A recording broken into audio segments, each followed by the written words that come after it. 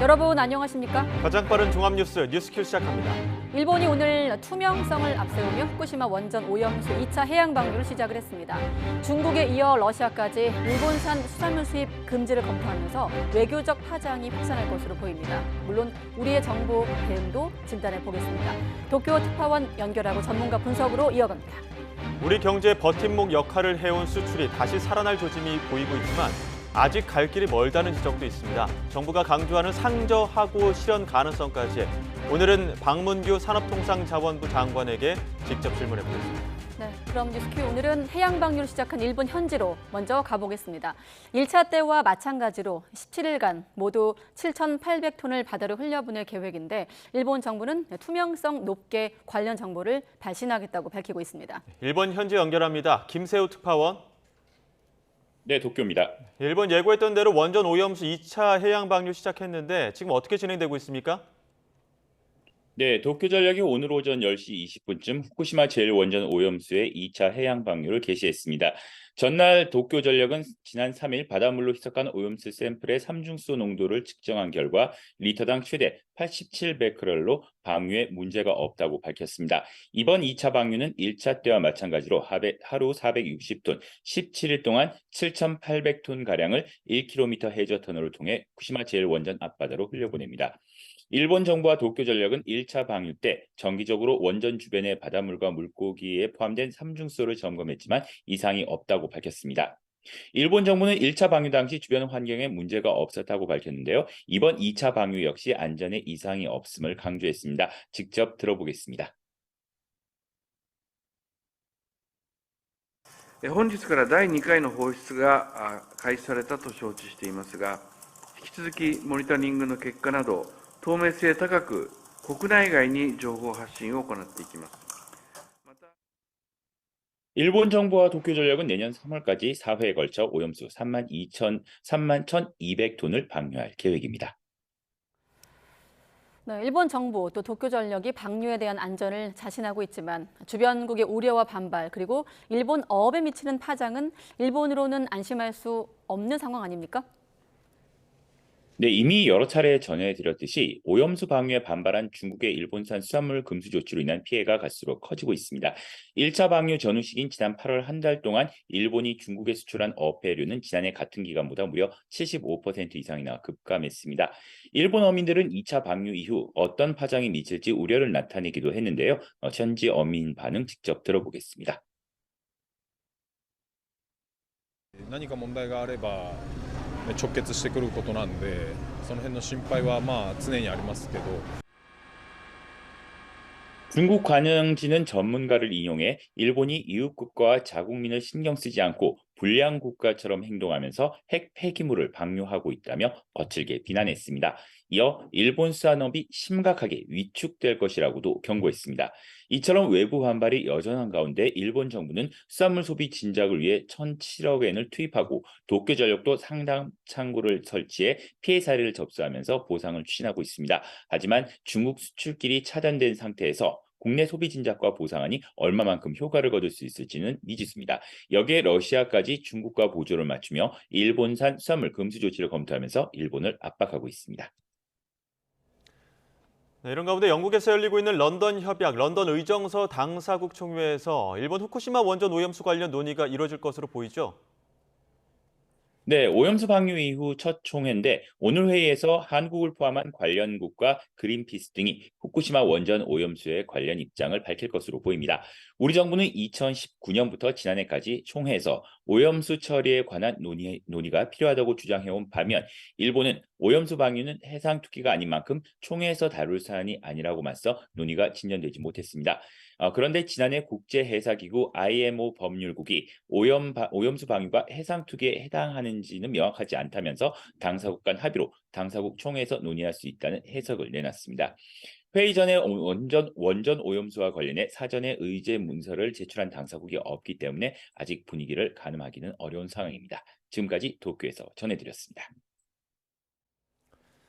이런 가운데 우리 시민단체는 일본 정부에 2차 오염수 해양 투기를 즉각 중단하라고 촉구했습니다. 일본 방사성 오염수 해양 투기 저지 공동행동은 오늘 오전 일본 대사관 앞에서 기자회견을 열고 2차 방류할 오염수 시료에서 세슘 등 방사성 물질이 미량 검출됐다며 이같이 밝혔습니다. 그러면서 이는 다핵종 제거 설비인 알프스가 방사성 물질을 완벽히 거르지 못한다는 증거라며 문제 없다고 주장하는 일본 정부를 신뢰할 수 없다고 비판했습니다. 또 윤석열 정부는 일본산 수산물의 수입을 전면 금지해 고통받는 우리 어민을 보호하고 일본 정부가 해양 투기를 중단하도록 유도해야 한다고 주장했습니다. 네, 우여곡절 끝에 청문회가 열렸지만 후보자 자격에 대한 여야 견해차가 큰 만큼 허무노가 예상됐는데 역시나 고성과 신경전으로 얼룩지고 있습니다. 취재기자 연결하기 전에 청문회 쟁점을 정리해 보겠습니다. 먼저 김행 후보자가 직면한 의혹들, 대표적으로 주식 백지 신탁 논란이 있습니다. 10년 전 청와대 대변인을 맡으며 본인과 남편 명의 주식을 신우이에게 팔았다가 6년 뒤에 되샀다는 의혹이었죠.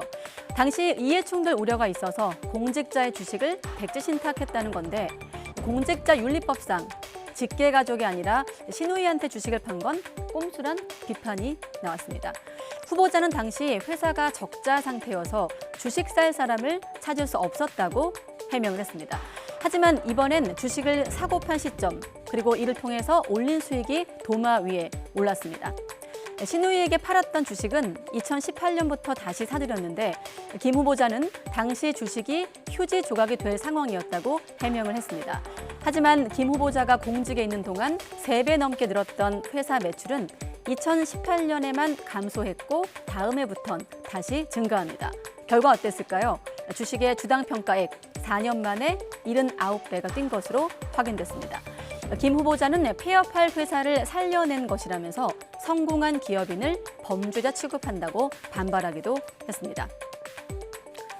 네, 여론조사 전문가이자 언론인 출신인 김행 후보자, 여가부의 업무인 여성 아동정책과의 뚜렷한 접점이 없다 보니 지명 초기부터 김건희 여사 친분 문제도 야당의 공세 포인트였고 또 여성관 논란도 쟁점 중에 하나였습니다. 낙태와 관련해서 여성의 자기결정권을 부정했다는 방송 내용에 대한 문제 제기였습니다. 네, 이번엔 유인촌 문화체육관광부 장관 후보자, 역시나 가장 큰 쟁점은 MB정부 문화체육관광부 장관 재직 당시에 문화예술계 블랙리스트 사건에 얼마나 관여했는가 그 여부입니다. 후보자 재직 시절 문체부가 블랙리스트와 화이트리스트를 만들어서 문화예술인을 관리했다는 의혹인데 유 후보자는 블랙리스트는 없었다는 입장을 고수하고 있습니다. 네, 다른 쟁점은 두 자녀에게 아파트를 증여하면서 세금을 제대로 냈느냐와 관련된 건데요. 2015년 당시 31살이었던 후보자의 장남은 서울 옥수동에 7억 5,500만 원짜리 아파트를, 차남 역시 31살이던 해 17억 6천만 원짜리 아파트를 각각 매입했습니다. 유 후보자 국회에 보낸 답변서를 통해 구입 자금을 증여한 것이 맞다고 밝히면서도 증여세 납부 내역은 두 아들의 개인정보라서 공개할 수 없다고 밝혔습니다. 네, 그럼 국회 연결해서 청문회 분위기를 직접 들어보겠습니다. 야당은 두 후보자 모두에 대한 임명 처리를 요구하고 있는 반면에 여당은 정치 공세라고 맞서면서 공방이 펼쳐지고 있는데 취재기자 불러보겠습니다. 박광열 기자. 네, 국회입니다. 네, 두 후보자 인사청문회에서 여야가 팽팽한 신경전을 이어가고 있죠?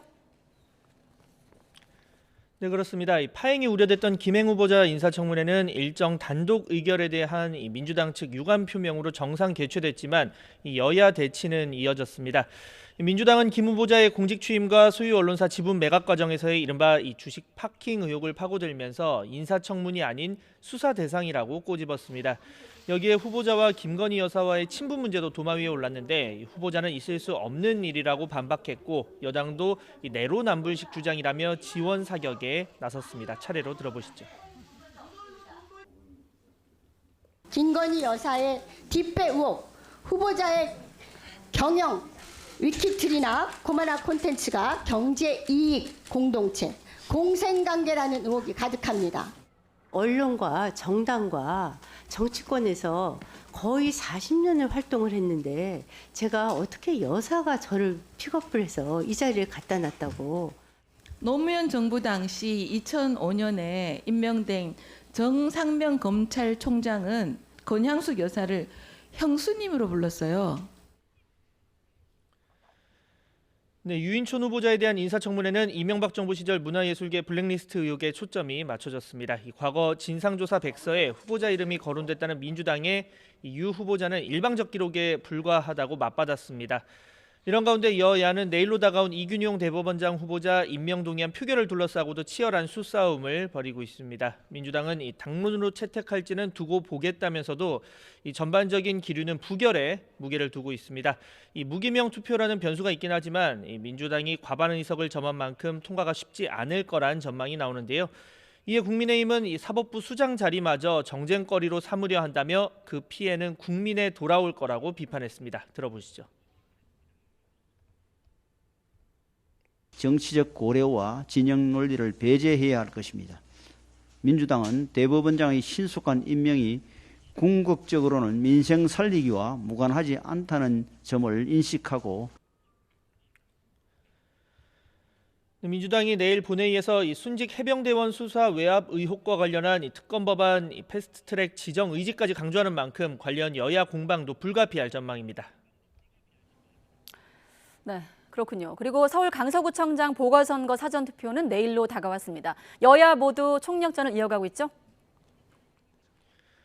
네, 맞습니다. 오는 11일 진행되는 본투표에 앞서 사전투표는 내일부터 이틀 동안 이루어지는데요. 이 투표율이 상대적으로 낮은 보궐선거 특성상 이 지지층 결집이 선거 승패를 좌우하는 만큼 여야 모두 지도부 차원의 총력전에 돌입했습니다.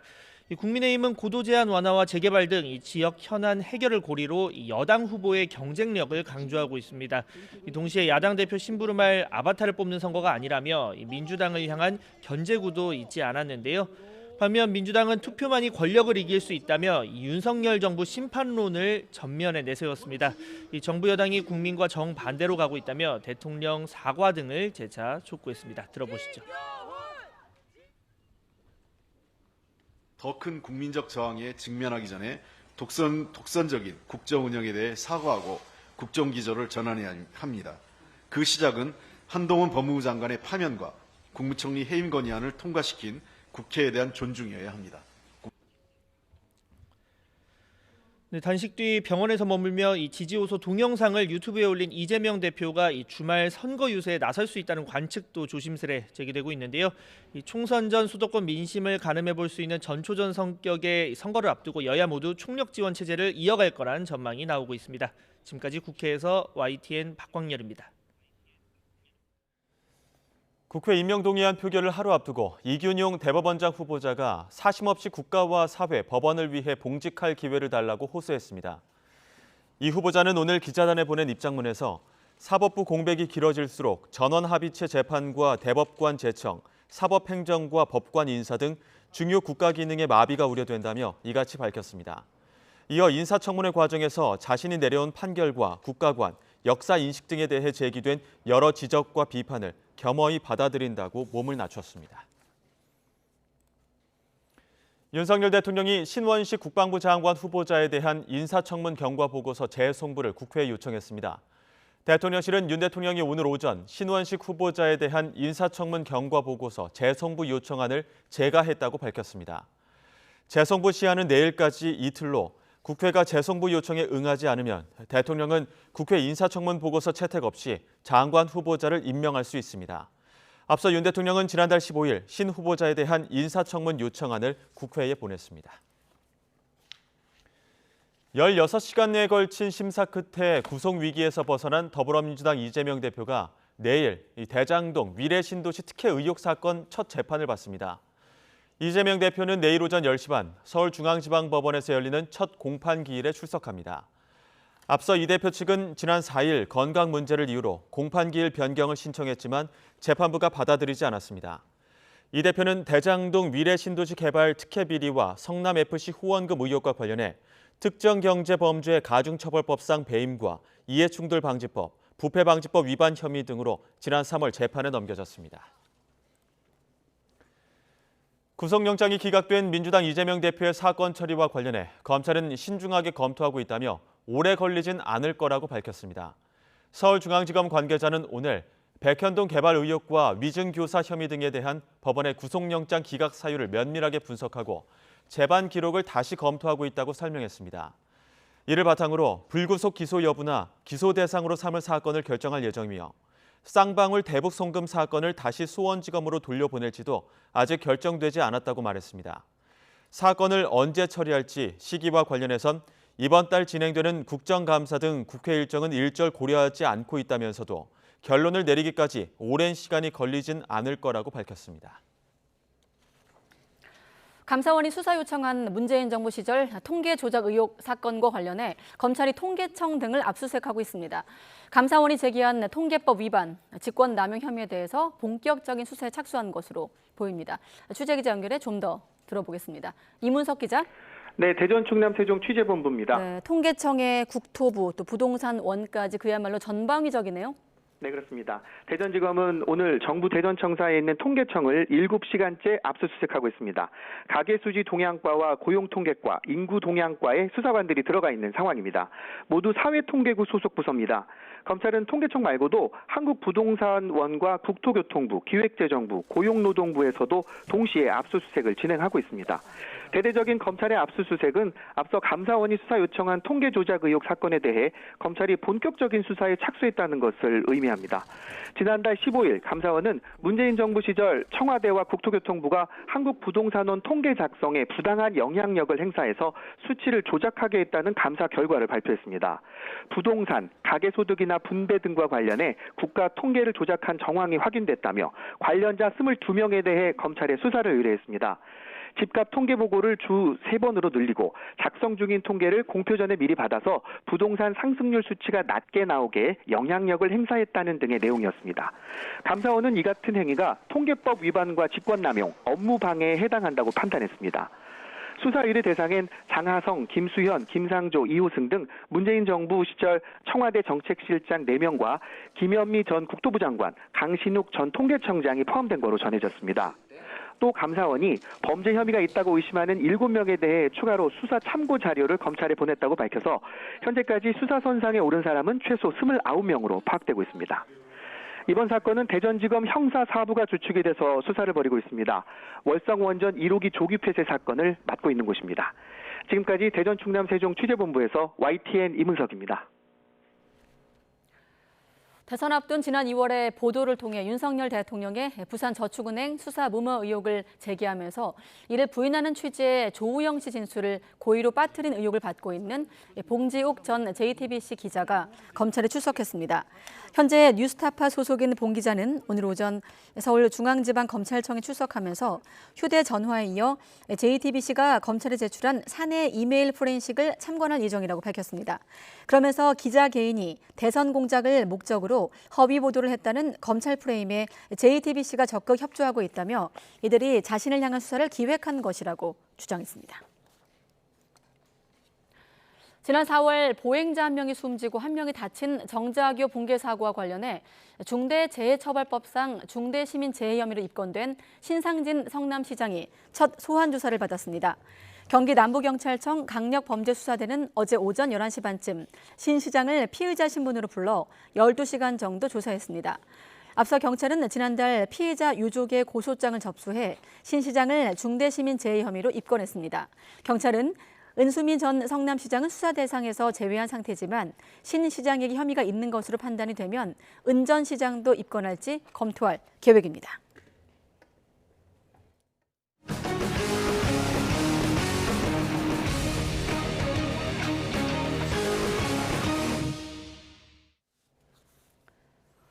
앞서 말씀드린 대로 일본 도쿄전력이 오늘 오전부터 후쿠시마 원전 오염수 2차 해양 방류를 시작했습니다.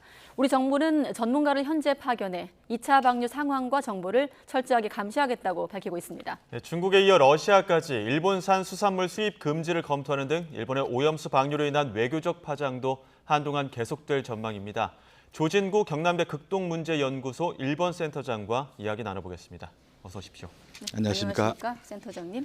아까 우리 특파원 연결했을 때 오전 10시 18분부터 이제 해양 방류 시작이 됐으니까 한 6시간 정도 시간이 흘렀습니다. 1차 때도 같은 질문을 좀 했던 것 같은데 어떻습니까? 일본의 시간표대로 진행이 되고 있는 것 같습니다. 그렇습니다. 그런 것 같아요. 지난 8월 달에 올해 안에 4번에 걸쳐 이제 방류를 하겠다고 이야기를 했거든요. 31,200톤 정도를 방류를 하겠다고 했고 1차 7,800톤을 이제 방류가 끝났거든요. 네. 그리고 도쿄전력이 어제 발표한 거에 의하면은 3일에 또 다시 한번 시험적으로 1톤을 오염수 1톤을 해수 1,000톤으로 희석해서 해보니까 또 농도를 측정해보니까 그 삼중수소의 농도가 기준치 이하였다.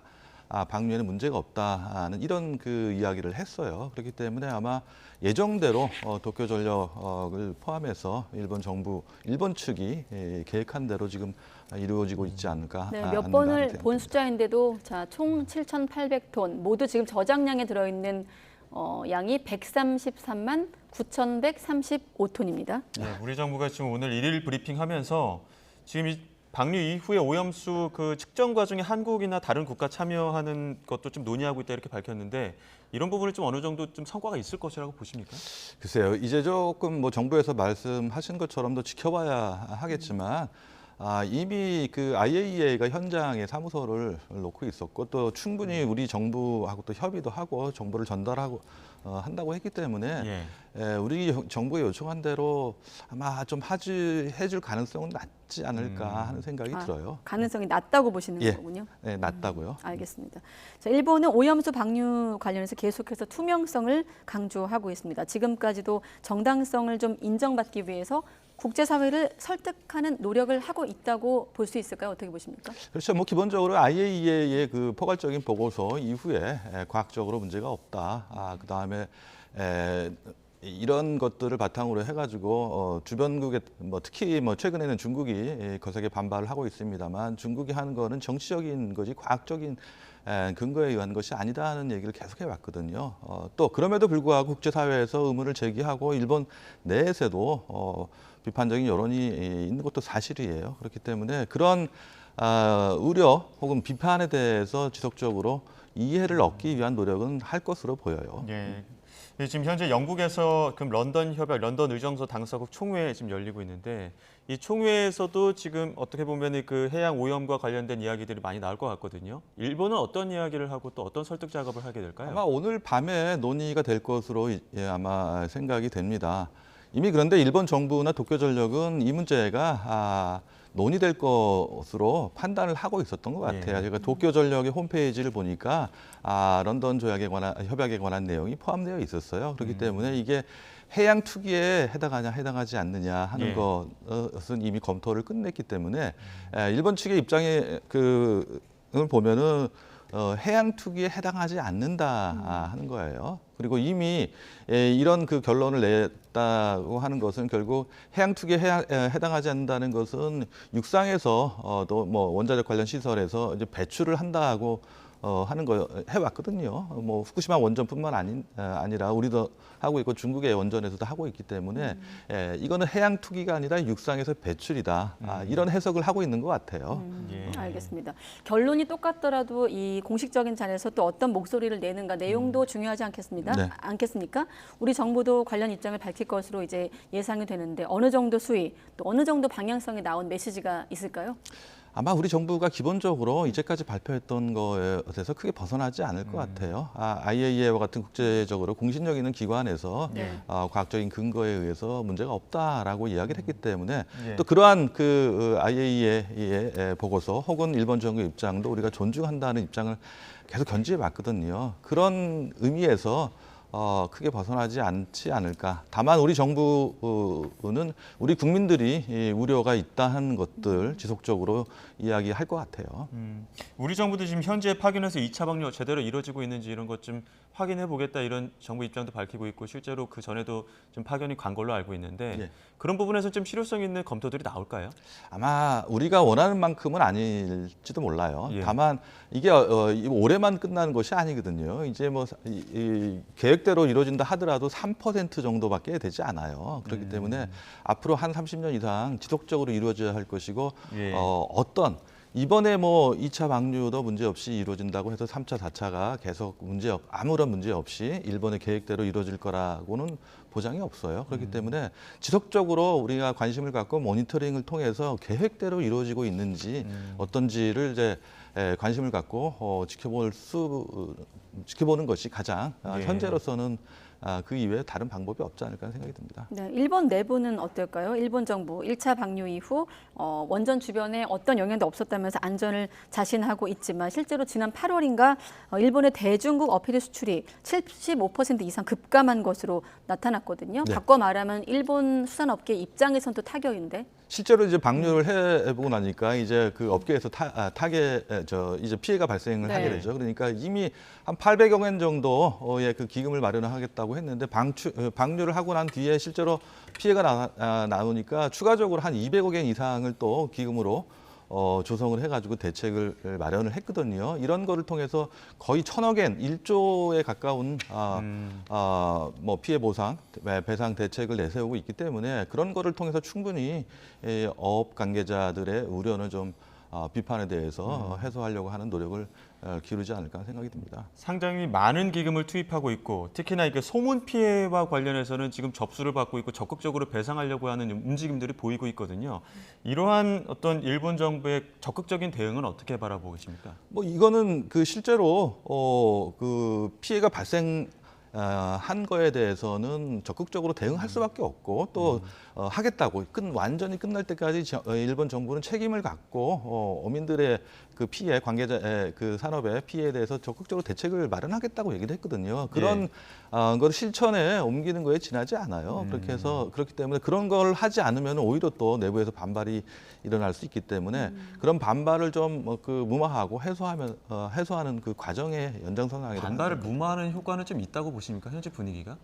실제로 있을 수 있죠. 그 어민들의 경우는 가장 그 생계가 관련이 되어 있는 것이고 또 이게 지금 현재 업에 종사하는 사람들뿐만 아니라 이제 차세대, 후대까지 연결이 되는 그런 문제이기 때문에 아주 민감하게 대응할 수밖에 없어요. 그런 여론에 대해서 일본 정부가 관심을 갖고 귀를 기울이고 있다 하는 모습을 보여줘야죠. 완전히 끝날 때까지 책임을 지겠다. 그렇죠. 일본 내부를 향해선 그 정도 책임 의식에 그 정도 좀 배려가 외교적인 배려가 밖으로도 좀 향했으면 어떨까 이런 생각이 드는데 우리 어민 얘기로 좀 넘어가겠습니다. 그런 한국을 포함해서 주변국 어민에게 발생할 수 있는 피해에 대한 책임은 좀 질 수 없다는 게 일본 정부의 태도인데 어떻게 좀 이해할 수 있을까요? 직접적으로 뭐 피해가 발생한 거를 이제 인과관계를 이제 증명하기가 좀 어렵지 않습니까? 그리고 IAEA도 그렇고 일본 정부도 뭐 문제가 없다, 환경이나 인체에 해가 해롭지 않다는 그런 입장이기 때문에 그럼에도 불구하고 발생할 수 있는 피해라는 것은 소위 말해서 이제 풍평, 소문 피해이잖아요. 그런 것까지 일본 정부가 주변국에 대해서 해야 할 의무는 사실상 법적으로는 없어요. 그런 거는 좀 우리한테는 좀 불만스럽긴 하지만 법적으로 본다면은 그런 한계가 있는 것도 사실이다. 중국의 그 강경한 입장도 더욱 거세지고 있는 게 수산물 수입 전면 금지한 이후에 지금 2차 방류 앞두고 일본을 상대로 불량 국가다 이렇게 이야기를 하고 있거든요. 중일 갈등은 어떻게 보고 계십니까? 뭐 중일 갈등이 아마 당분간 좀 지속될 것 같아요. 그런데 최근에 중국의 입장을 보면 조금 톤 다운된 그것도 있어요. 사실상 우리 정부도 존중한다. 뭐 찬성하는 건 아니지만 우려가 있는 건 사실이지만 국제사회에서 대략적으로 본다면은 과학적으로 근거가 있다. 일본 측이 얘기하는 것이 이제 안전에 해가 해롭지 않다는 게 거의 이제 어떻게 보면은 지배적인 그런 어떤 그 의견이 돼버렸어요. 그런 상태에서 중국이 지속적으로 의문을 제기한다는 게 자칫 잘못하면 국제사회에서 고립될 그런 우려가 있거든요. 그런 의미에서 조금 한 발 물러설 필요가 있는 거고 또 실제로 뭐 중국의 어선들이 이제 북태평양이라고 하죠. 그 근처에까지 와서 조업을 하고 있는 것도 사실이에요. 거기에서 잡아가는 어류라는 게 수산물이라는 게 결국은 중국산이 돼 버리는 거거든요.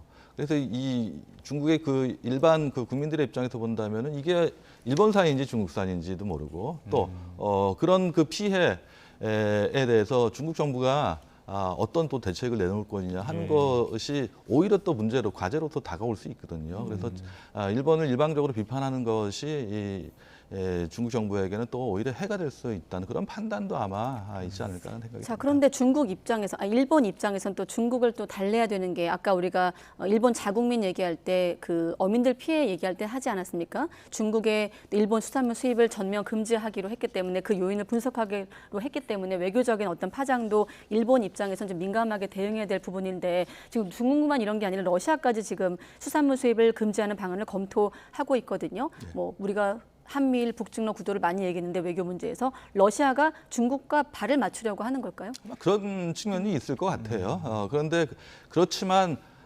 러시아도 뭐 중국에 일방적으로 동조할 수는 없어요. 그래서 중국과 협의를 했지만 중국의 우려에 대해서 협의를 했지만 실제로 또 일본 정부하고 또 협의를 하고 최종적으로 판단을 하겠다는 게 러시아의 입장이에요. 그렇기 때문에 판단을 할 수 있는 자료, 정보를 좀 제공해달라고 얘기를 했고 또 협의를 하자고 얘기를 한 상태이기 때문에 일본과 러시아의 그 협의 결과에 따라서 어떤 판단을 할지는 조금 더 지켜봐야 할 것 같아요. 앞서 중국에서는 조금 한 발 물러서는 혹은 톤다운되는 분위기가 감지된다 말씀하셨는데 오늘 12월에 한중일 정상회의가 또 예정이 돼 있지 않습니까? 예. 이런 부분도 좀 염두에 둔 반응 아닐까요? 그럴 수도 있습니다. 뭐 얼마 전에 9월 25일인가요? 한국에서 이제 고위급 협의가 열렸어요. 그리고 그 고위급 협의에서 11월에 한국에서 한중일 외교장관 회담을 개최하기로 이제 추진을 하고 있거든요. 그 결과가 이제 12월에 연내에 한중일 정상회담으로 이어질지는 좀 더 지켜봐야겠지만 그렇죠. 일방적으로 그 반대하는 것이 외교적으로 봐도 중국한테는 바람직하지 않다 하는 판단이 있었을 것으로 보입니다. 네. 자, 끝으로 오늘 오전부터 일본이 해양 오염수 2차 해양 방류를 시작을 했습니다. 아까 교수님 말씀을 들어보니 어떤 현실적인 한계가 느껴지기도 하는데 네. 그럼에도 불구하고 국민적 우려가 여전한 상황이거든요. 아까 우리가 런던 얘기도 했습니다만 지금의 어떤 정부 대응에 추가적으로 좀 말씀하신다면 어떤 부분이 좀 보충된다고 보십니까? 두 가지인 것 같아요. 하나는 일본 측에서 이거 뭐 처리수라는 말을 쓰는데 네. 일부에서는 우리 오염수라고 사용하는 명칭을 바꿔야 되는 거 아니냐 하는 그 이야기가 있지만 저는 그럴 필요가 없다고 생각을 하고요. 또 이 해양 방류가 언제 끝날지도 모르고 어떠한 상황이 발생할지도 모르기 때문에 그때까지 조금 더 우리가 기다리면서 좀 여유 있게 일본이 하고 있는 계획대로 정말 이루어지고 네. 있는지 잘 모니터링하는 게 무엇보다 중요하지 않을까 생각이 듭니다. 어떤 일이 발생할지 모르기 때문에. 그러니까요. 이게 네. 처음으로 이루어지는 일이잖아요. 네, 알겠습니다. 여기까지 듣겠습니다. 조진구 경남대 극동문제연구소 센터장과 함께했습니다. 교수님 고맙습니다. 감사합니다.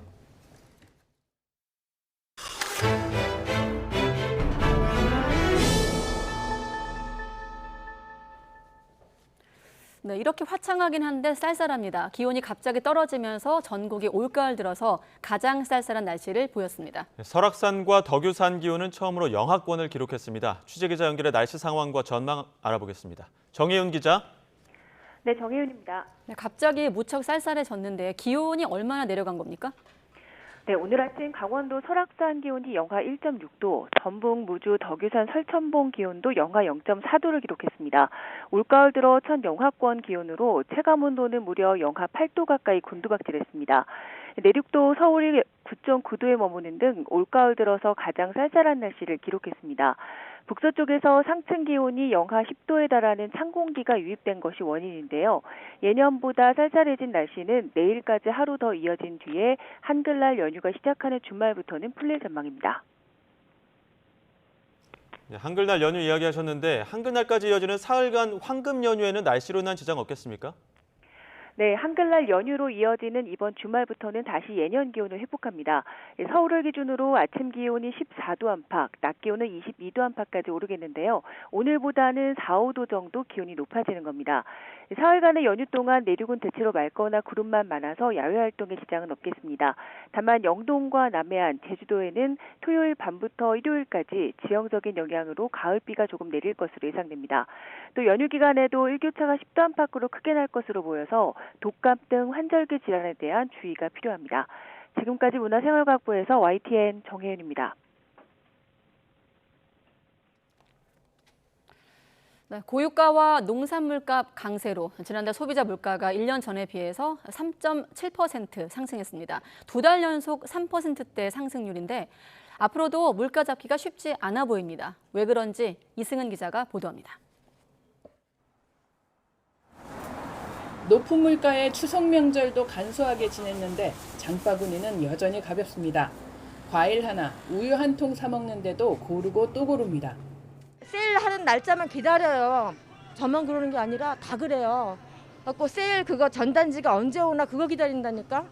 지난 6월과 7월 2%대로 둔화했던 소비자 물가 상승률이 2달 연속 3%대를 보였습니다. 지난달 소비자 물가는 1년 전 같은 달에 비해 3.7% 올랐습니다. 지난 4월 이후 5달 만에 가장 높은 상승률입니다. 농산물이 7.2%, 11개월 만에 최고 상승률을 보여 서비스 물가 상승률 둔화를 상쇄했습니다. 특히 사과와 복숭아 등 신선 과실이 24% 넘게 올라서 2020년 10월 이후 최대 상승률을 보였습니다. 전기, 가스, 수도 요금도 19% 넘게 올랐습니다. 지난달 물가 상승엔 무엇보다 국제유가가 가장 큰 요인으로 작용했습니다. 석유류값 하락폭이 4.9%에 그치면서 역으로 전체 물가 상승률을 밀어 올렸습니다. 총 물가 지수가 오른 것이 0.31이니까 거의 석유류 전부 오른 것들이 그대로 반영돼서 이제 총 지수가 이제 3.4에서 3.7로 올라갔다고 보시면 될 것 같습니다. 정부는 계절적 요인이 적어지는 이번 달부터 물가 상승률이 다시 둔화할 것으로 전망합니다. 한국은행도 물가가 연말에는 3% 내외 수준을 보일 것으로 내다봤습니다. 김장 재료 수급 안정 대책을 마련하여 배추, 무 할인 지원, 정부 공급 확대 등을 통해 서민 김장 부담을 덜어드리고 동절기 난방비 대책을 이달 중 선제적으로 마련하겠습니다. 하지만 기름값에 이어 우유 제품과 맥주 등 먹거리 물가에 전철과 지하철 등 공공요금 인상도 줄을 잇고 있어서 물가 관리가 쉽지 않을 전망입니다. YTN 이승은입니다. 네, 방금 리포트에서 보신 3.7% 소비자 물가 상승률이 수치만 봐선 공감되지 않는 분들도 많을 겁니다. 일상생활에서 쉽게 접하는 각종 가격표를 보면 훨씬 더 많이 올랐다고 느껴지기 때문일 텐데 좀 더 자세히 보겠습니다. 네, 주말 오후 4인 가족이 영화 한 편 보려면 드는 돈 무려 6만 원입니다. 여기에 팝콘 또 음료까지 마신다고 하면 거의 10만 원 가까이 돈이 나가게 되죠. 외식이라도 하려면 지난 8월 기준으로 비빔밥은 10,000원을 넘어섰고 삼계탕 17,000원에 육박하는 것으로 나오고 있습니다. 여기에다 가격 인상이 예고된 품목까지 고려할 때 소비자들 시름은 더 깊어질 수밖에 없는데요. 서울우유와 매일유업, 남양유업 흰 우유 가격도 잇따라 오르면서 우유를 재료로 하는 빵이나 아이스크림 같은 가격이 오르는 이른바 밀크플레이션이 현실화할 조짐이고요. 지난해 맥주 가격 인상 포문을 먼저 열었던 오비 맥주가 이번에 출고가 기준으로 주요 제품을 평균 6.9% 올리면서 식음료 가격 전반이 출렁일 전망입니다. 게다가 국제유가 상승으로 휘발유, 경유도 고공행진 중이죠. 또 같은 이유로 동절기 난방비 상승 압박도 더 커질 거란 분석입니다. 석유류는 국제유가 대비 과도한 인상이 없도록 업계 협력 및 현장 점검을 강화하는 한편 서민 부담 완화를 위해 동절기 난방비 대책을 이달 중 선제적으로 마련하겠습니다. 네, 사정이 이렇다 보니 당장 정부 지원을 기대하기보다 각자 도생으로 생활비를 줄이는 이른바 짠테크에 나선 사람들도 적지 않습니다. 모레 기본 요금이 1,400원으로 오르는 수도권 지하철 요금에 대비해 미리 정기권 기존 가격에 사두거나 카드사별 알뜰 교통카드를 비교해서 환급 혜택을 꼼꼼히 살펴보기도 합니다. 금융서비스 앱에서 미션을 수행해 단돈 100원을 벌거나 또 특정 페이지를 접속 혹은 구독해 포인트를 차곡차곡 쌓아나가는 등 젊은 층 사이에서 주목받고 있는 각종 앱테크, 고물가 시대 씁쓸한 단면을 보여주고 있습니다.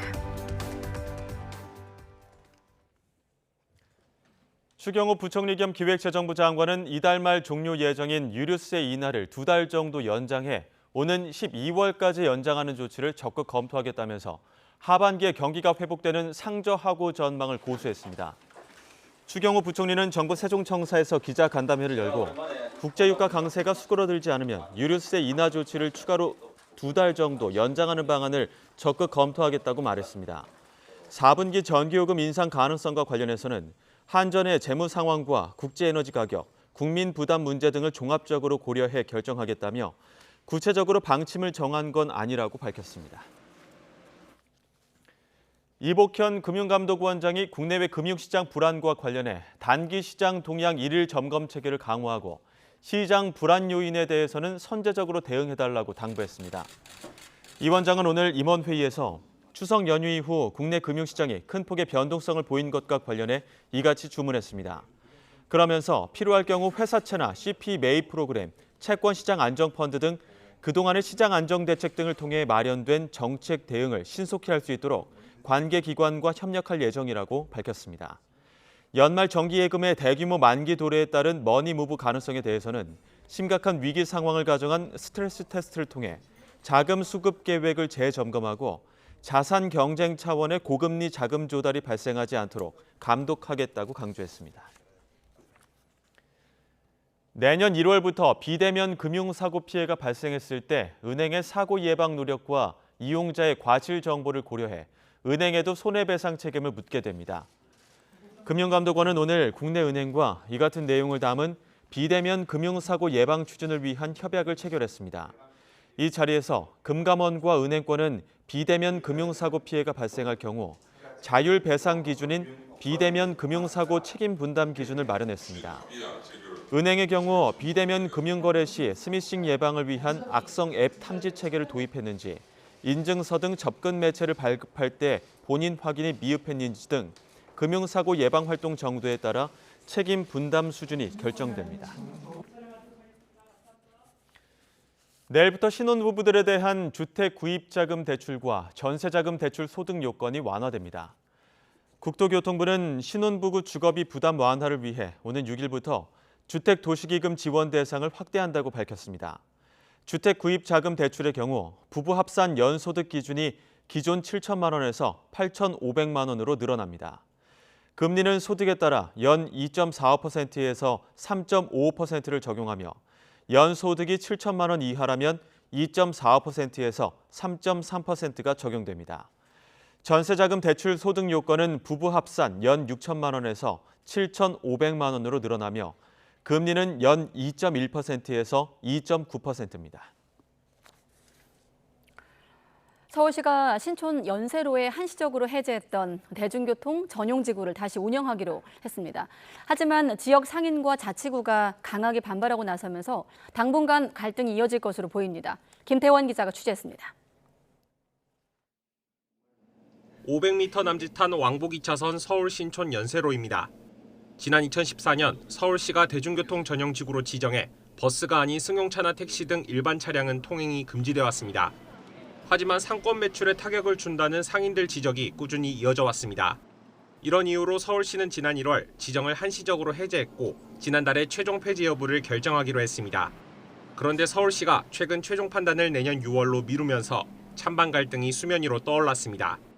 서울시 측은 전용지구 해제가 상권 활성화에 도움이 됐는지 분명치 않아 추가 검토가 필요하다는 입장입니다. 또 이번 달부턴 약속한 기간이 끝났으니 당연히 전용지구로 돌아가는 게 맞는다는 겁니다. 하지만 서대문구와 지역 상인들은 실제로 해제 기간 동안 매출이 증가하는 등 효과가 있었는데도 아무런 협의도 없이 서울시가 전용지구를 강요한다며 반발합니다. 타 유사 상권과에 비해서도 매출 성장률이 높습니다. 저녁 퇴근 시간에 차 안 막히는 곳이 서울 시내에 있을까요? 다 막혀요. 그거보다 양호했던 걸로 알고 있습니다. 실제로 양측이 마찰을 빚으면서 기존에 사용했던 전용지구 안내판은 아직 재설치가 안 된 상태라 단속도 이루어지지 않고 있습니다. 연세로 입구엔 이렇게 승용차 진입을 막는다는 노면 표시가 새로 그려졌습니다. 하지만 바로 옆으론 승용차가 거리를 통과하고 있습니다. 시민들 반응은 엇갈립니다.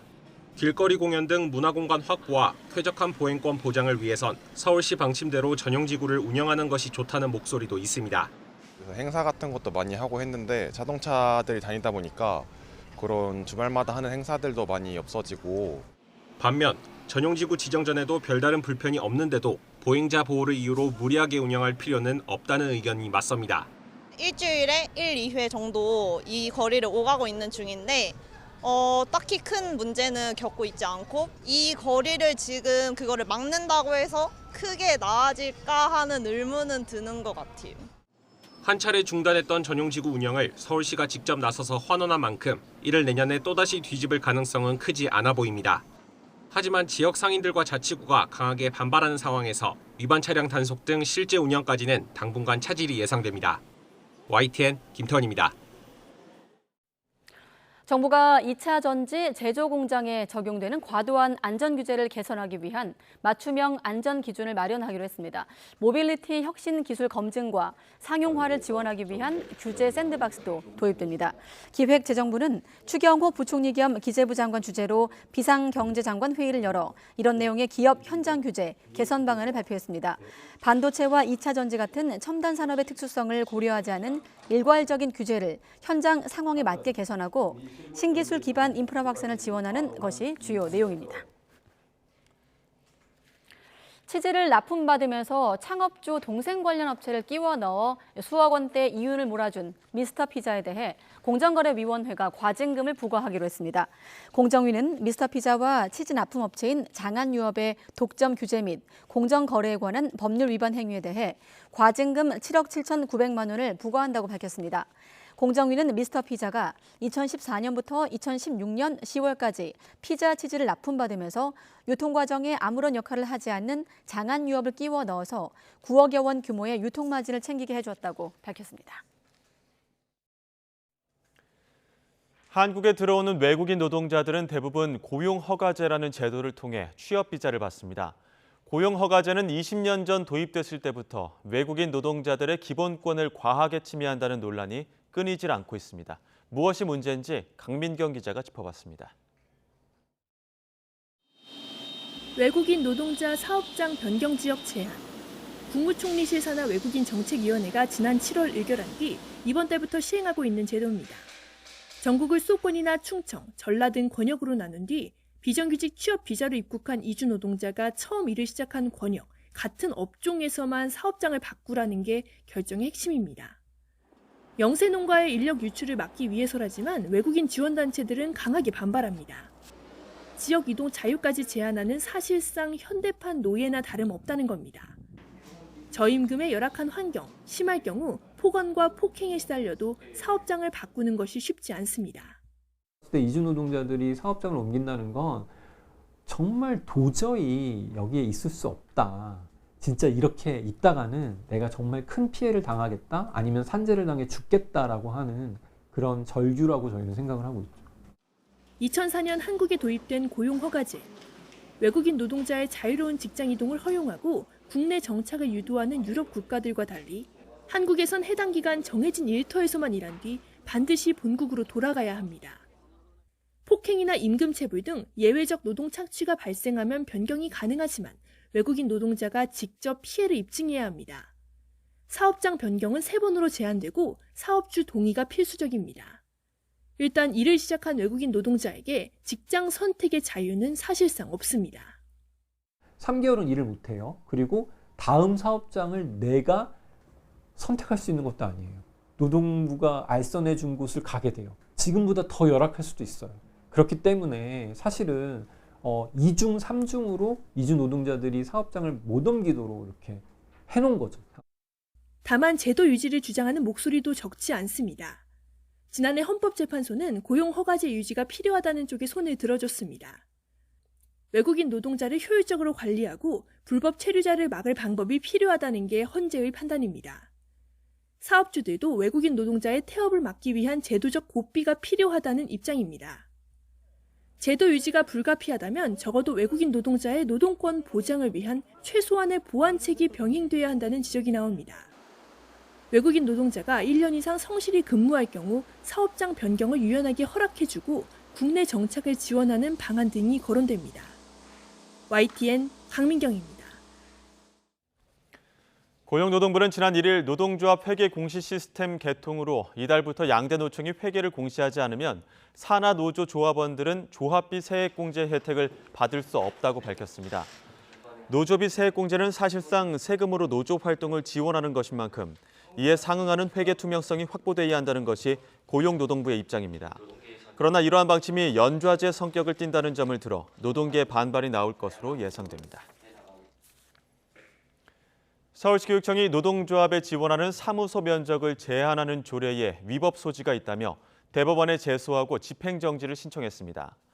서울시의회가 지난달 의결한 조례에 따르면 서울시교육청이 지원할 수 있는 노조 사무실 면적은 100제곱미터, 약 30평 정도로 제한됩니다.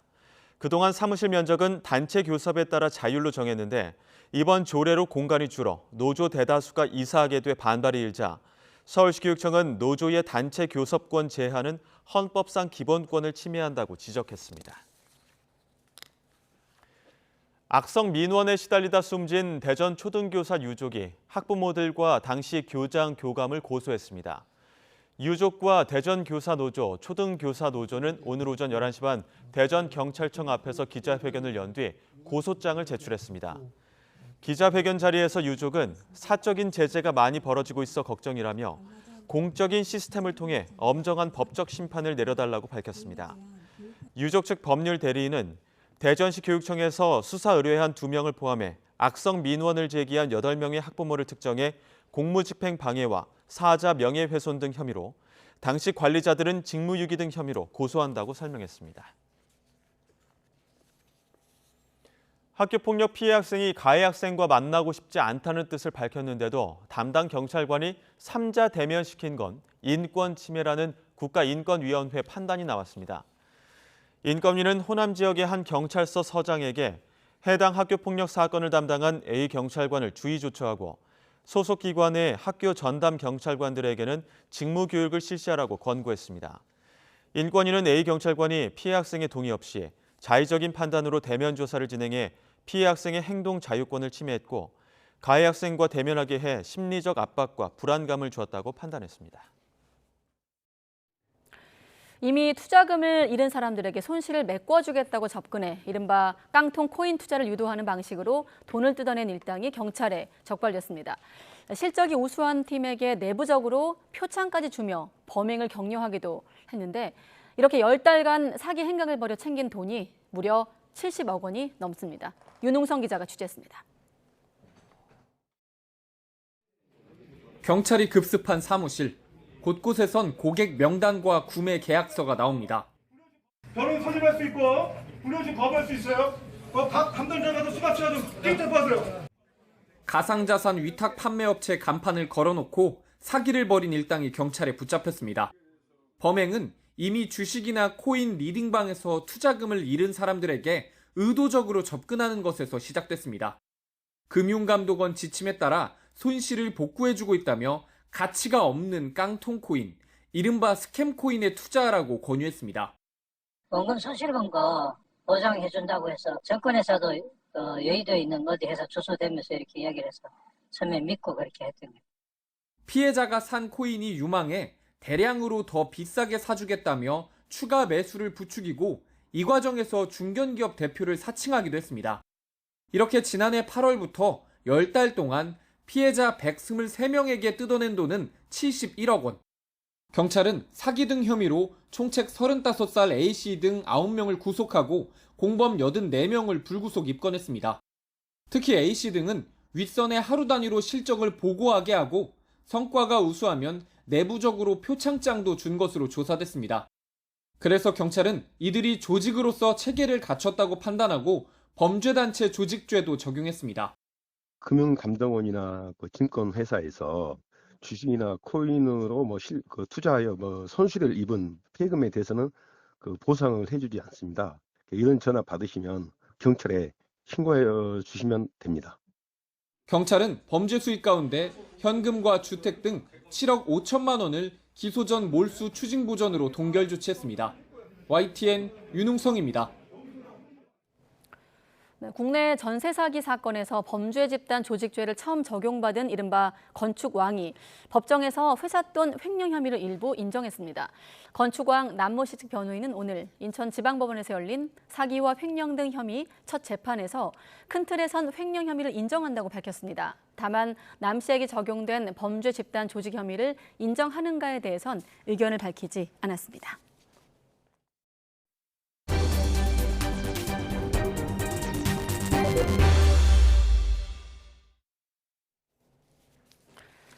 네, 길고 어두운 터널을 지나는 우리 경제 버팀목 역할을 해온 수출, 다시 살아날 것인가 아니면 주춤할지 중요한 갈림길에 서 있습니다. 하반기 경기 회복을 위해서 수출 시장과 공급망 다변화 등 넘어야 할 산도 많은데요. 취임한 지 보름을 맞은 박문규 산업통상자원부 장관과 함께 진단과 해법 직접 들어보겠습니다. 안녕하십니까, 장관님? 네, 안녕하세요.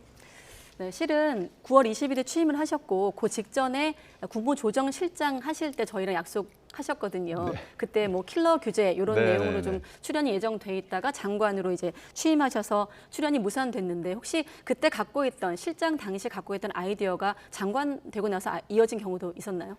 네, 그때 킬러 규제에 논의됐던 것 중에 주제 중에 하나가 산단 입지 규제를 완화하는 거입니다. 네.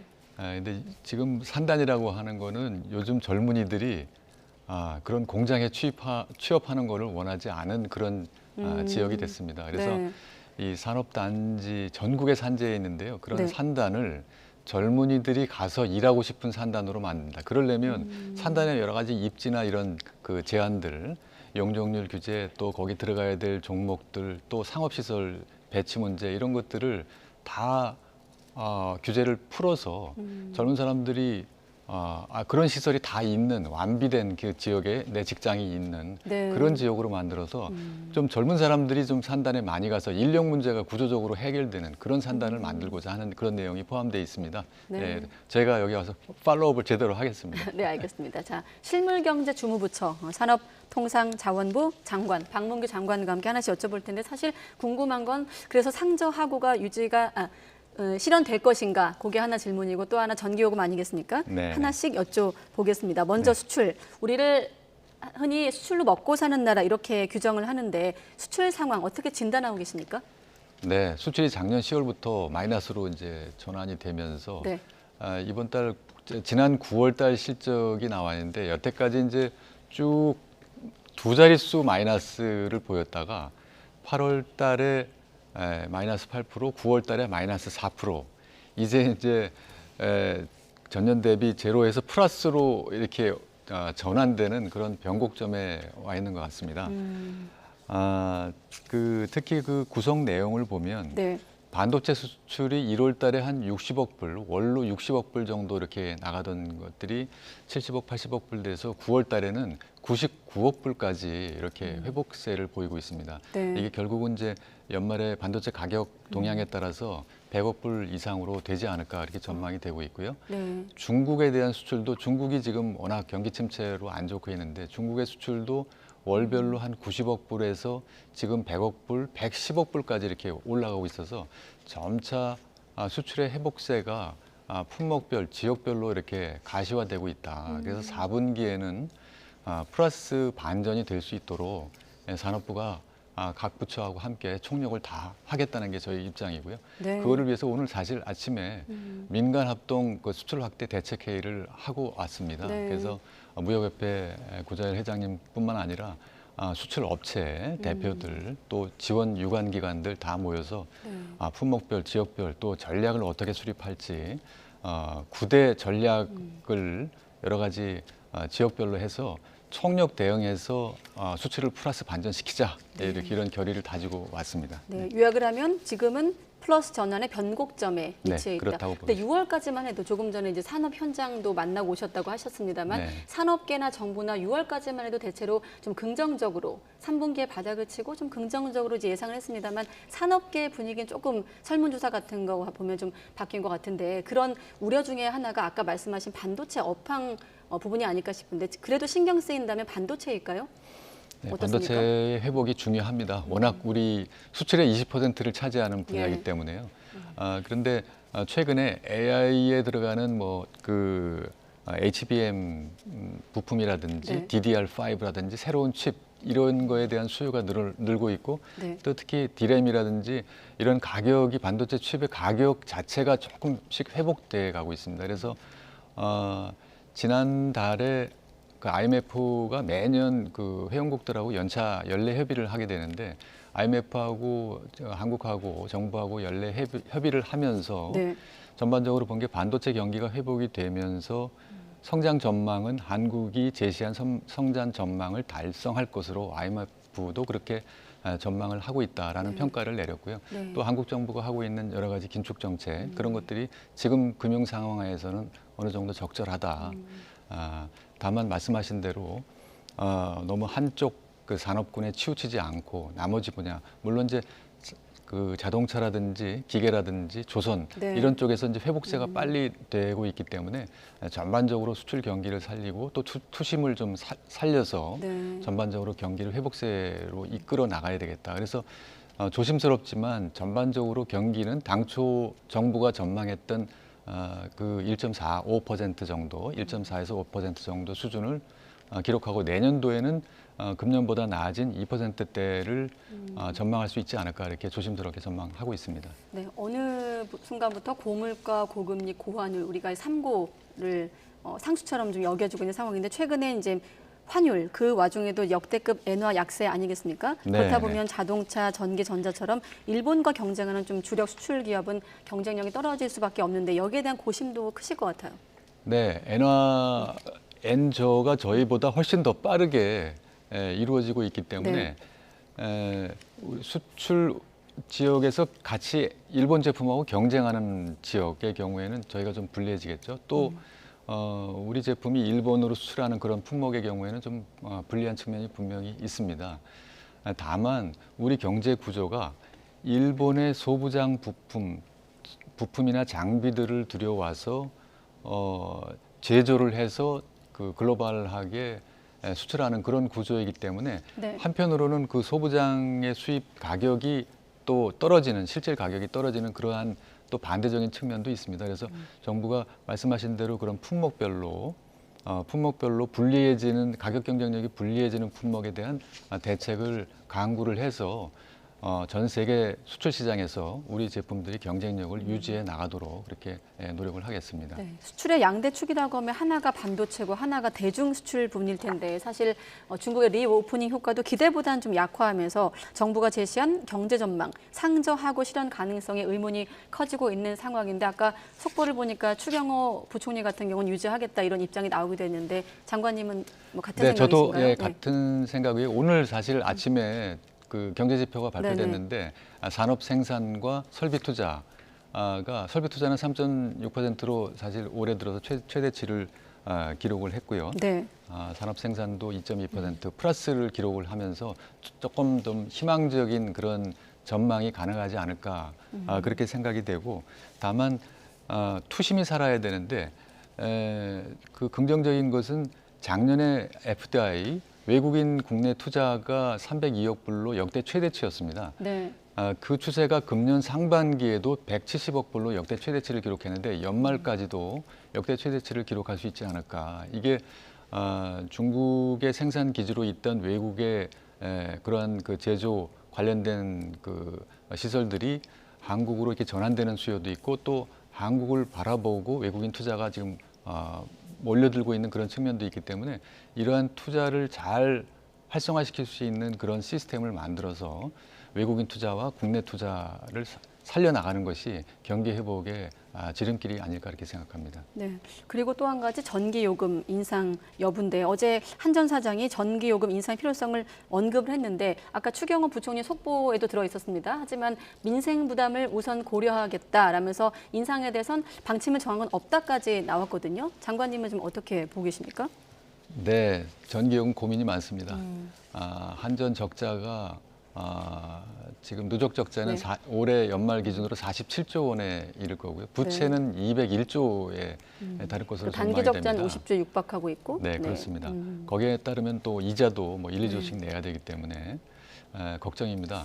근데 다시 되짚어 보면 이러한 적자가 왜 생겼을까요? 그거는 요금이 비용 대비해서 비용이 더 비싼 거죠. 네.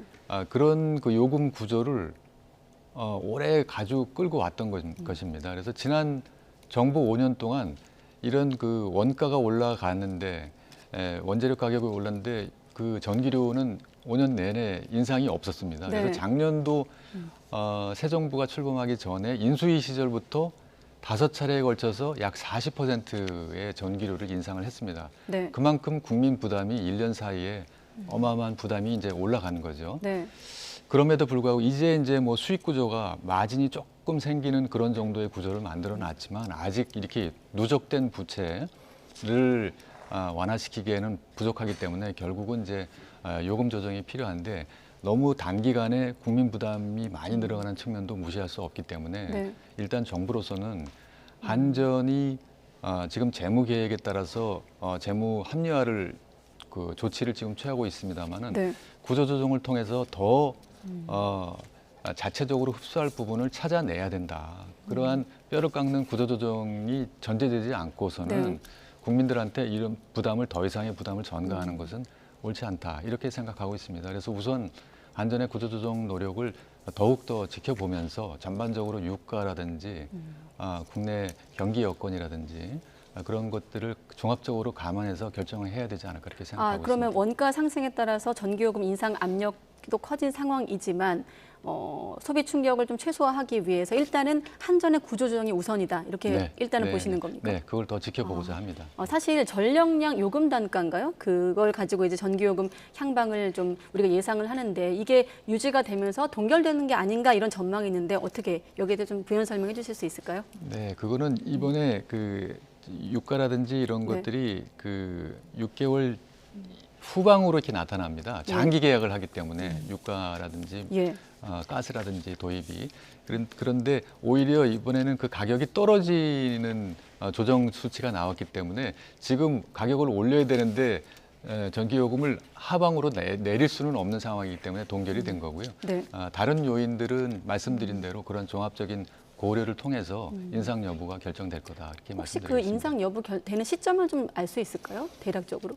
그래서 이제 그거는 전반적으로 이제 한전이 새로운 사장 경영진이 지금 들어오셨기 때문에 그런 그 구조조정 계획 이런 것들을 전반적으로 좀 본 이후에 추진을 해야 되지 않을까 생각합니다. 알겠습니다. 전기요금도 현실화해야 되겠습니다만 또 소비 충격을 아까 말씀드린 최소화하는 방안이 있을지 한번 지켜보기로 하고 나오셨으니까 청정 에너지 확산을 위해선 연구 개발이 좀 필수적인데 거기에 대한 질문까지 하고 마무리하면 되겠습니다. 어떻습니까? 한편으로는 지금 R&D 예산이 매년 증가해 왔다가 내년도에 처음으로 삭감이 되면서 과학기술계 반발이 있는 것도 사실이거든요. 미래에 대한 투자를 포기하는 것이라는 지적도 있는데 여기에 대한 정부 입장을 좀 여쭤보겠습니다. 미래에 대한 투자는 계속 해야죠. 우리 정부는 R&D 투자율이 세계 숫자상으로는 2위지만 실질적으로는 세계 최고 수준을 기록했습니다. 거의 20-30년 동안 변하지 않는 그런 세계 최고의 R&D 투자를 해왔습니다. 그런데 그 한편으로는 그렇게 많은 물량적인 투자에도 불구하고 R&D 그 성과, 투자에 대한 성과는 미흡하다는 지적이 한 해도 빠지지 않고 계속 지적이 됐습니다. 여러 가지 지표들이 제기가 되어 왔는데요.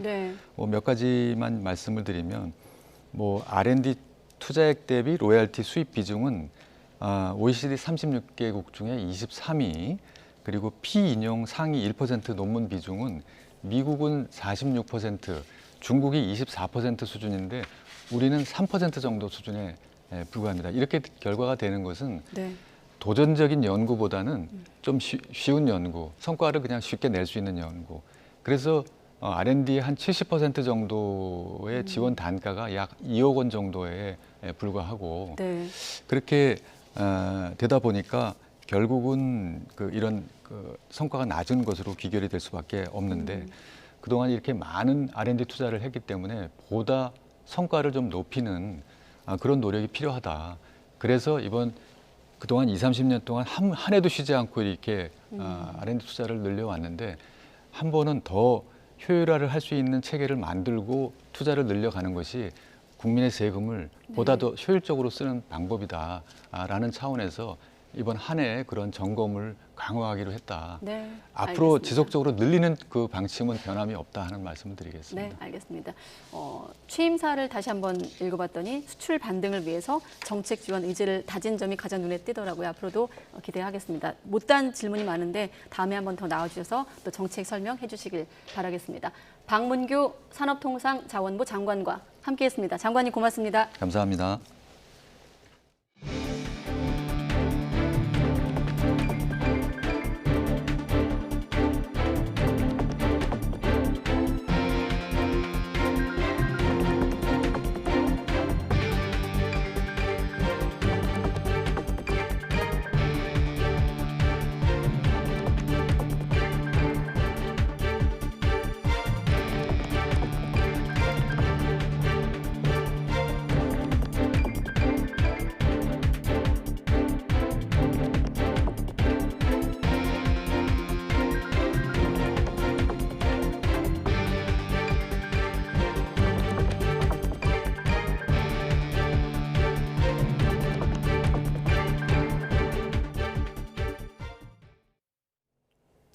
YTN 뉴스큐 이어가겠습니다. 국토교통부가 김건희 여사 일가 특혜 의혹으로 사업을 중단한 양평고속도로 원안과 대한노선에 대한 비용 대비 편익 결과를 공개했습니다. 하지만 기존의 타당성 조사 용역 계약을 맺었던 회사가 단기간에 내놓은 자료라 타당성과 객관성에 문제가 있다는 지적입니다.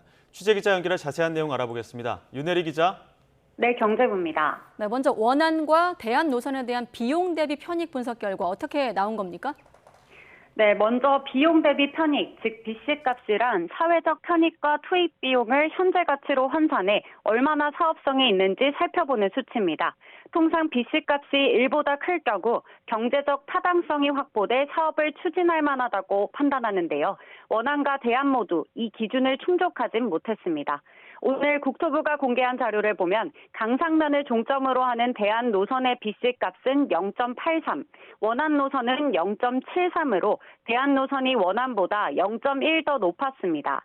항목별로 따져보면 사업비는 대한 노선이 2조 1,000억여 원으로 원안보다 600억 원 더 많았습니다. 하지만 교통량은 대한 노선이 더 경제적이었습니다. 원안이 하루 평균 2만 7천여 대, 대한노선이 3만 3천여 대를 소화해 대한노선이 원안보다 6천 대가량 더 소화할 수 있는 것으로 분석됐습니다. 노선 길이로는 대한노선이 2km 더 길고 교량과 터널 개수가 각각 11개와 3개 더 증가하지만 사업비는 600억 원 정도만 늘어나 BC값이 13.7% 더 우수하다는 게 국토부의 설명입니다. 다만 이번 BC 분석은 타당성 조사 과정에서 검토 중인 대안을 기준으로 선출했기 때문에 최종적인 결과는 아니라고 국토부는 말했습니다. 네, 그리고 분석 기간이 너무 짧다는 비판도 있지 않습니까? 네, 몇 가지 의문점에 대해선 용역업체와 국토부 도로국장이 직접 설명에 나섰습니다. 우선 BC값 분석에 걸린 기간인데요. 국토부는 지난달 21일 기존 용역계약을 맺었던 동해종합기술공사, 경동엔지니어링과 2차 타당성 조사를 부분적으로 재개했습니다.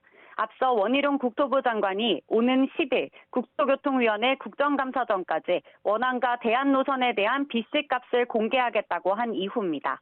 원안과 대한노선에 대한 BC 결과 분석이 나오기까지는 약 2주 정도 걸린 셈인데요. 이에 대해 국토부는 타당성 조사 과정에서 기초자료가 이미 상당 부분 분석돼 있었기 때문에 가능했다고 설명했습니다. 또 하나 의문인 부분은 원안 노선의 시작 부분이 바뀐 점인데요. 원안 시점 부분이 기존 예비 타당성 조사를 통과한 노선과 달리 수도권 제1순환선으로 변경됐습니다. 국토부는 대한노선과 똑같은 조건으로 비교하기 위해 원안 시점 부분을 변경했다고 강조했습니다. 또 기존 원안대로 고속도로를 연결하려면 주변 아파트나 일부 상가를 철거해야 해 보상비만 6천억 원 이상이 추가로 들어 현실적으로 추진하기 어려웠다고 설명했습니다. 마지막으로 기존의 용역계약을 맺었던 업체가 BC값을 분석한 결과이기 때문에 객관성을 담보할 수 있느냐는 지적도 제기됐는데요.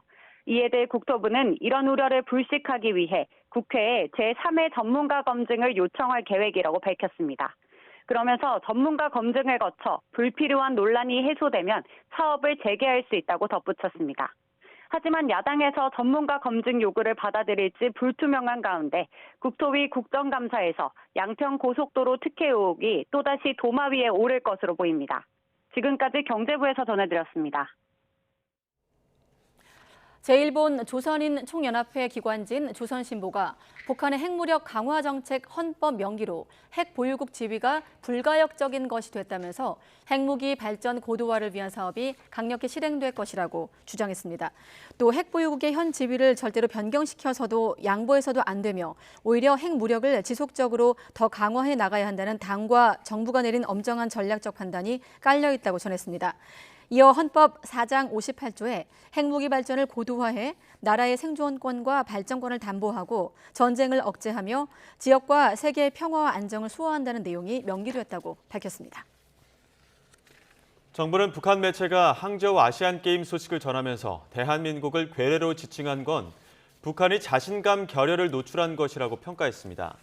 통일부 당국자는 그동안 북한이 스포츠 게임에서 일반적으로 남조선이라고 호칭했는데 극단적인 비하 표현을 사용하고 과잉 반응을 보이는 건 북한 당국이 스스로 자신감이 결여한 것을 드러낸 것이라고 밝혔습니다.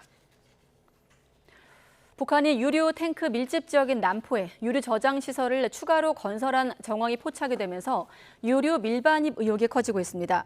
미국의 소리 VOA는 민간 위성 플래닛 랩스가 지난 2일 이 일대를 촬영한 사진에 새 유류 탱크 3개가 들어선 모습이 찍혔다고 전했습니다. 북한이 최근 몇 년간 이 일대 유류 저장 시설을 꾸준하게 확충하면서 2018년 20개였던 유류 탱크는 모두 34개로 증가했습니다.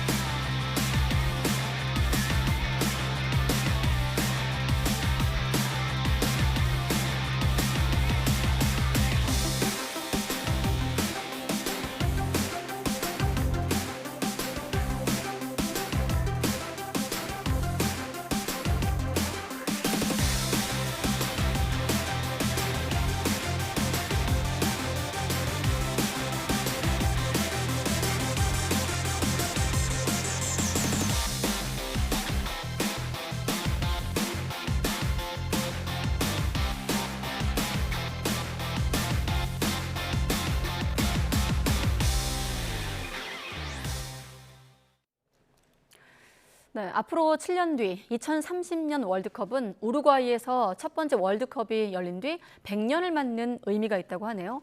이를 기념하고 축하하기 위해서 세계 대륙 6개 나라가 함께 대회를 열기로 했습니다. 류재복 기자가 소개합니다.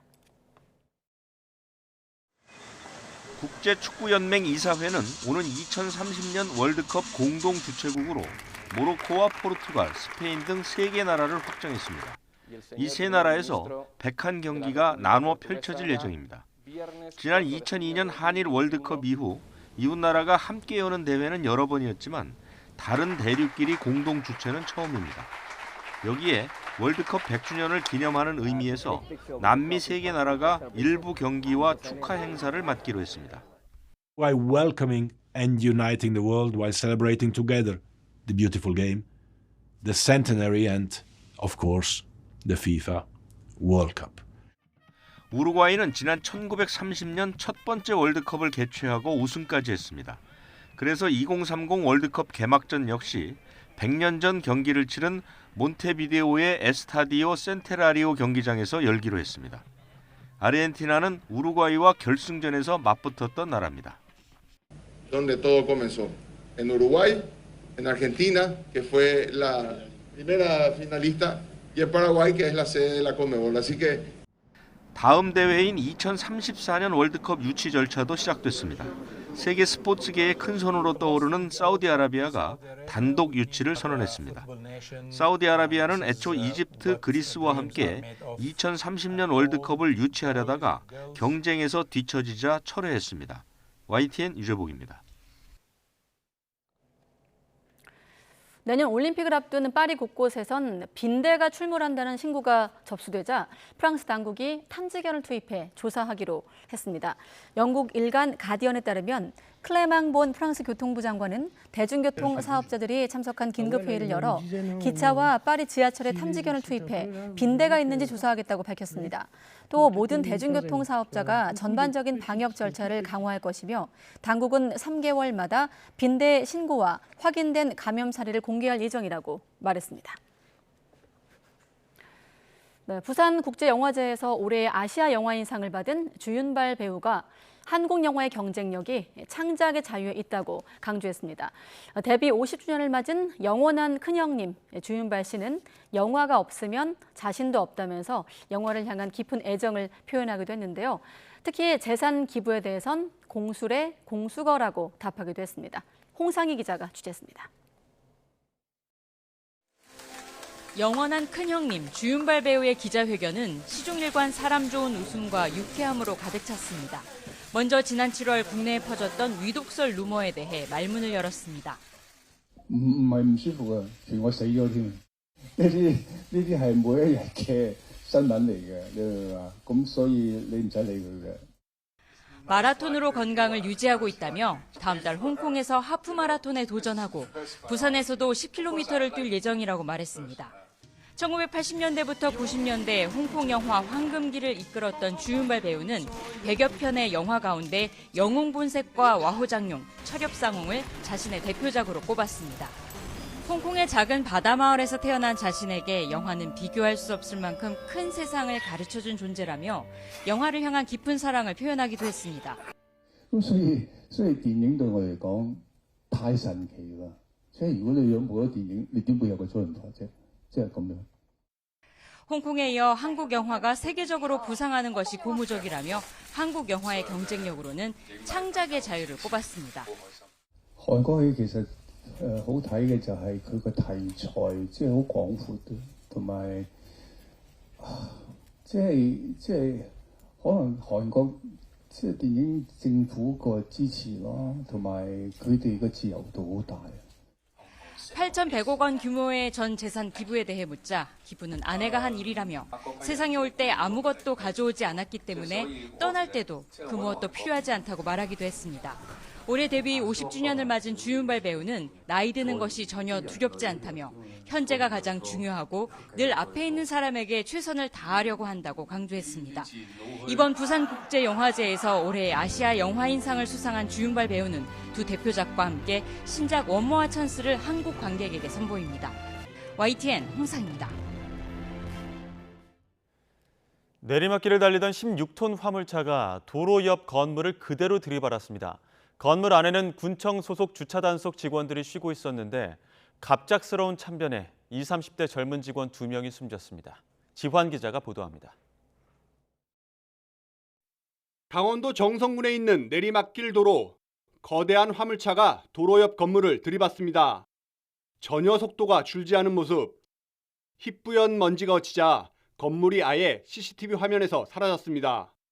사고가 난 건 오전 11시쯤 석회가루를 운반하던 16톤 화물 차량이 도로 옆 조립식 건물을 들이받은 후 인근 하천으로 떨어졌습니다. 사고 당시 건물 안에는 3명이 있었는데 28살 고모 씨가 숨졌고 39살 김모 씨가 골반 등을 크게 다쳐 병원으로 이송됐습니다. 또 사고 이후 하천으로 떨어지며 실종됐던 38살 남모 씨 역시 2시간 만에 숨진 채 발견됐습니다. 화물 차량이 들이받은 임시 건물은 정선군청 교통통제 직원 사무실과 휴식 공간으로 사용됐던 곳. 숨지거나 다친 3명 모두 정선군청 교통관리사업소 소속 직원들로 확인됐습니다.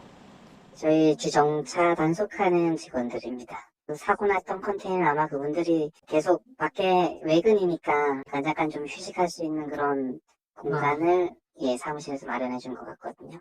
화물차 운전자 63살 윤모 씨는 크게 다치지 않은 것으로 알려졌습니다. 경찰은 내리막도로에서 브레이크가 듣지 않았다는 운전자 윤 씨 진술과 목격자 등을 상대로 정확한 사고 원인을 조사하고 있습니다. YTN 지환입니다. 오늘 오전 11시쯤 서울 도곡동에 있는 69층짜리 아파트 53층에서 불이 나 40여 분 만에 꺼졌습니다. 주민 150여 명이 급히 대피했고 다친 사람은 없었습니다. 소방당국은 베란다에 있던 에어컨 실외기에서 불이 시작된 것으로 보고 정확한 화재 원인과 피해 규모를 조사하고 있습니다. 고물상에서 일하던 60대 남성이 대형 철판에 깔려 숨져 경찰이 수사하고 있습니다. 어제 낮 11시 10분쯤 경기도 이천시 호범면에 있는 고물상에서 60대 노동자 A씨가 넘어진 1.5톤짜리 대형 철판에 깔려 인근 병원으로 옮겨졌지만 끝내 숨졌습니다. 폐기물 구역을 나누기 위해 설치한 가로 2.5m, 세로 4m짜리 철판이 넘어지면서 당시 분류 작업을 하고 있던 A씨를 덮친 것으로 파악됐습니다. 교사들의 교권 보호를 위한 아동복지법 개정을 촉구하며 4주 만에 서울 도심에서 대규모 집회를 다시 열기로 했습니다. 전국 교사 일동은 오는 14일 국회 앞에서 유치원과 초등학교, 중학교와 특수학교 교원이 참여하는 공교육 정상화 입법 촉구 집회를 재개한다고 밝혔습니다. 교사에 대한 아동학대 고소를 남발하지 못하도록 아동복지법과 아동학대 처벌법 개정안을 국회에서 조속히 통과시켜야 한다는 취지입니다.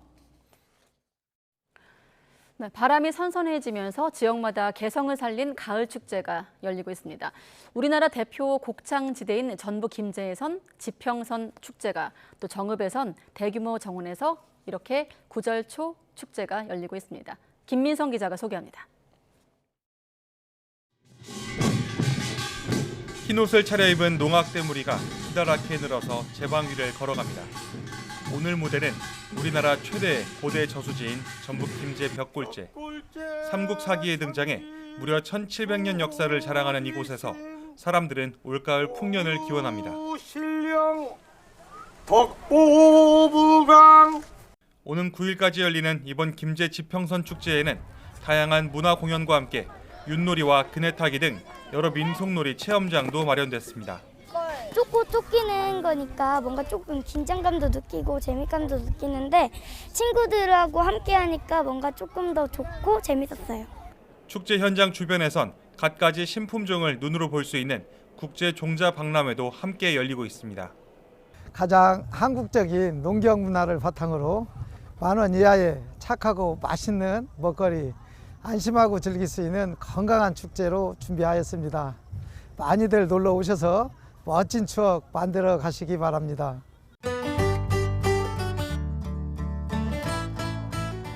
파란 하늘, 쏟아지는 햇살이 꽃잎에 닿아 부서지는 가을 정원. 구절초는 새하얀 꽃망울을 일찌감치 터뜨렸습니다. 바람에 실린 그윽한 향기에 취해 친구들의 마음도 이내 산들거립니다. 지금 기분들이 들떠가지고요. 공기도 좋고. 네. 지금 다들 그냥 오늘 붕붕 떠가지고 이렇게 걷고 있어요. 풍경이 너무 좋죠. 자연 속에서 이렇게 하얀 꽃도 있고. 옥정호 최상류에 자리한 순백의 화원. 구절초 지방정원에서 열리는 정읍 구절초 꽃축제는 오는 15일까지 이어집니다. YTN 김민성입니다. 또 불꽃놀이와 마라톤 등 다중 운집 행사가 열리는 이번 주말 서울 시내 자동차 전용 도로와 주요 도로에선 교통 통제가 이루어집니다. 서울경찰청은 서울 세계 불꽃축제가 열리는 모레 마포대교 남단과 63빌딩을 잇는 여의동로를 오후 2시부터 밤 11시까지 전면 통제합니다. 또 오는 8일엔 시청 광장에서 출발하는 서울 달리기 대회가 열리면서 세종대로가 새벽 6시 반부터 오전 9시까지, 남대문로, 소곡로, 을지로 구간은 아침 8시 5분부터 오전 9시 27분까지, 청계천로 구간은 아침 8시 21분부터 오전 10시 40분까지 통제될 예정입니다. 미국에서는 지난 1789년 미 하원 설립 이래 234년 만에 하원 의장이 처음으로 해임되는 사상 초유의 사태가 벌어졌는데요.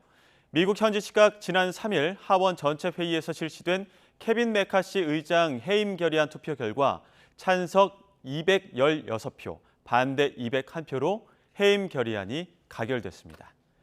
메카시 의장이 속한 공화당은 총 221석으로 하원 다수당을 차지하고 있습니다. 그런데 어떻게 해임이 확정됐을까?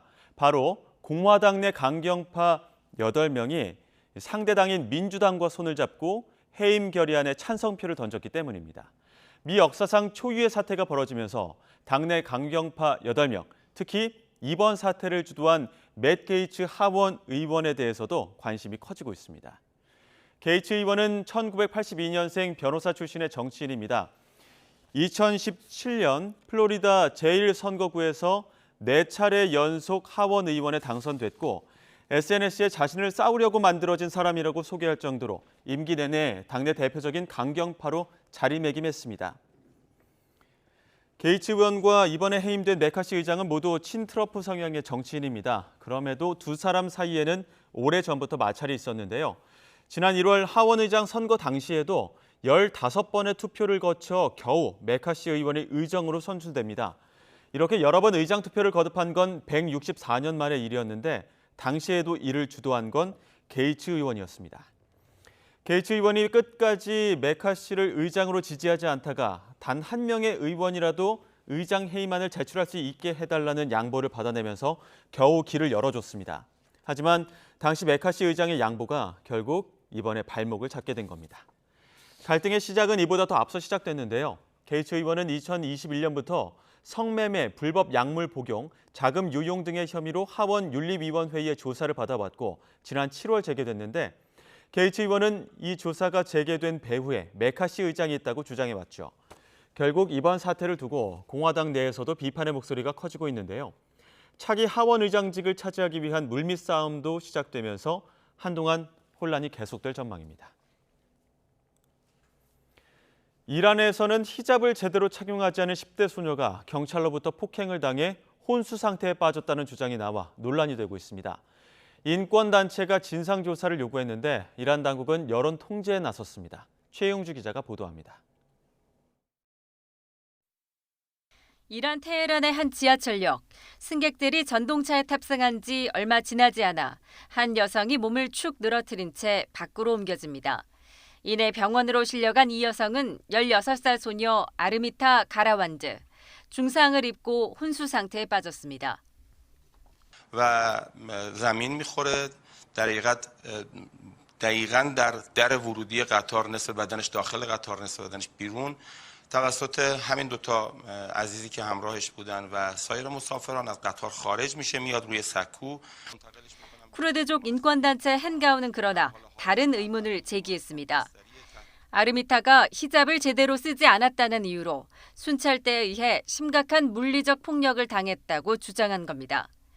이어 혼수 상태에 빠진 아르미타의 사진도 공개했는데 병원 주변에는 보안군이 배치돼 가족조차 면회가 허용되지 않는다고 전했습니다. 이란 당국은 즉각 반박에 나섰고 피해자 부모의 국영매체 인터뷰를 내보내며 여론 통제에 나섰습니다.